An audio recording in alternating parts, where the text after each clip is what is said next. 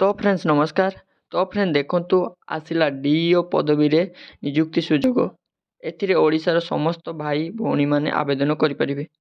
जदि आपण माने 10th 12 किंवा +3 मध्ये पास करछंती ताहाले ए पोस्ट को अप्लाई करिपारिबे। एथिरे मागणार आवेदन मध्ये रही अछि। आपनकु एथिरे कोनोसी एप्लिकेशन फी देवार आवश्यक नाही। संपूर्ण रूप रे फ्री रे ए पोस्ट को अप्लाई करिपारिबे। एथिरे कोनोसी मध्य परीक्षा नाही, केवल आपणकर मार्क अनुसार एथिरे आपनको सिलेक्शन करा जीवो। जदि आपण माने एथिरे सिलेक्शन पाउछंती तेबे मासिक 17,000 टंका एथिरे आपणकर दरमा मध्य पाई परिबे, जहा कि एको भलो दरमा मध्य रहिबो। तो फ्रेंड्स एथिरे आपने किपरि अप्लाई करिवे स्टेप बाय स्टेप प्रोसेस मु आपनको ए वीडियो माध्यम रे जणैमि। जदि आपण माने ए जॉब टिकु अप्लाई करिया पई इंटरेस्ट रखुचंती तेबे ए वीडियोटी को शेष पर्यंत देखंतु।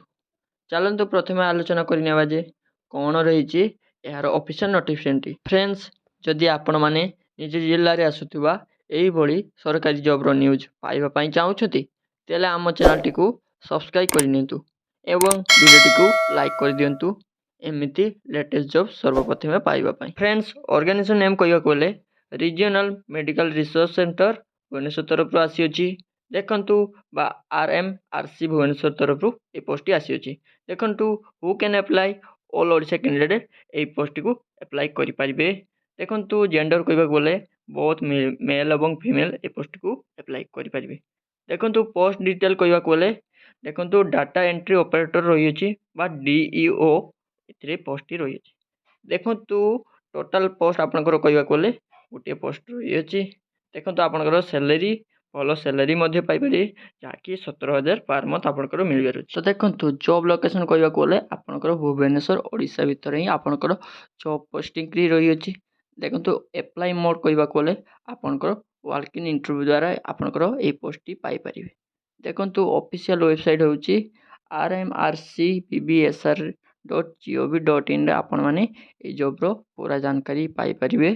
देखंतु आपनकर एजुकेशन क्वालिफिकेशन एथिरे कोन दरकार अछि। देखंतु आपण जदी सिंपल +2 करिथिबे ताहाले आपण माने ए जॉब टी को पकेई परिबे।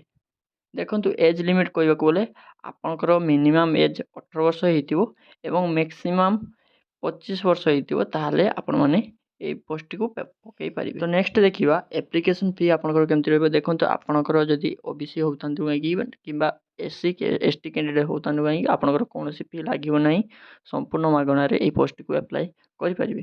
देखंतु सिलेक्शन प्रोसेस कहिबा कोले आपनकर वॉक इन इंटरव्यू द्वारा आपनकर सिलेक्शन प्रोसेस मध्ये रही अछि।